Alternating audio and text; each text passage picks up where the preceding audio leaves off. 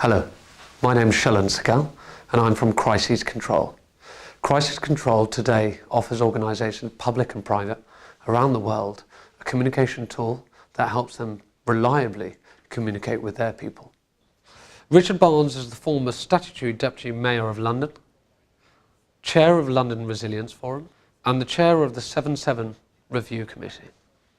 Richard will be talking to us about community safety and community responsibility. Richard, what lessons can be learnt from events such as the 7/7 bombings and the London Bridge attacks on how businesses should prepare for these threats? I chaired the only public inquiry into the 7/7 bombings in London, and we covered all four: what happened post-explosion, how people were rescued, how survivors were treated.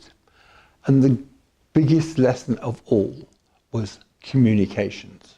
Communications have to be relevant, timely, and they also have to convey proper information to the individuals so that we know how to react and keep ourselves safe.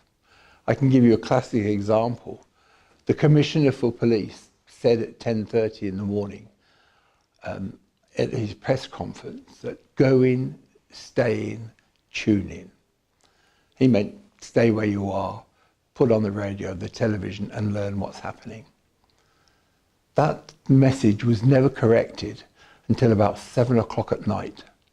At 2 o'clock in the afternoon, the schools in London sent their children home.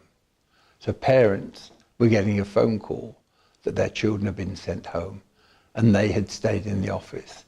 It was conflicting. There has to be a clear talking head and there has to be clear messages to everyone.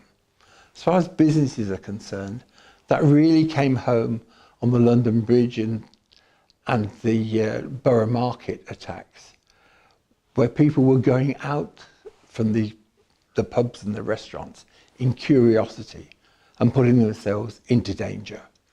There needs to be a communications process whereby they are told to stay indoors, to keep protected, so that businesses can protect themselves and their customers and clients. Is it possible to prepare for the known unknowns? And if so, how do you go about doing this?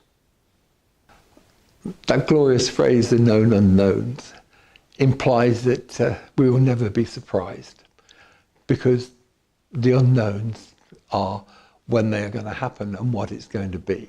But when one looks at 9/11, 7/7, Madrid, Bali, Istanbul, the seafront at Nice, these were all wholly and totally unexpected. What we can do is plan and have a system that works to communicate with people to help save lives. Not just the ones that we work with and our colleagues, but also the general public. In France, in Nice, they did have a system whereby they could alert people what was happening. But it took too long to put into place, and it failed within a very short space of time. They hadn't prepared properly. We can prepare ourselves by having the right systems which we test and maintain and are always ready to use.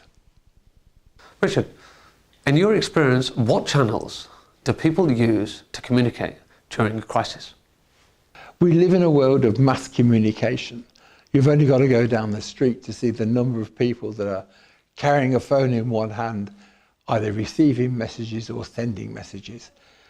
They tell us that we look at our phones 58 times a day. Businesses, organisations must harness that communications medium to get their messages out. Communication is absolutely everything, and if we don't apply those that are available to us, then we lose a major trick. How important is it to use your critical communications channels on a regular basis? Communications should be part of the organisational DNA. People should expect to receive messages and react to them. Managers, directors should expect to be communicating messages out to people, not just waiting for that critical event. Communications is all. Practice is all. Communications, communications, communications is everything in the course of an event. But you have to be prepared to do it.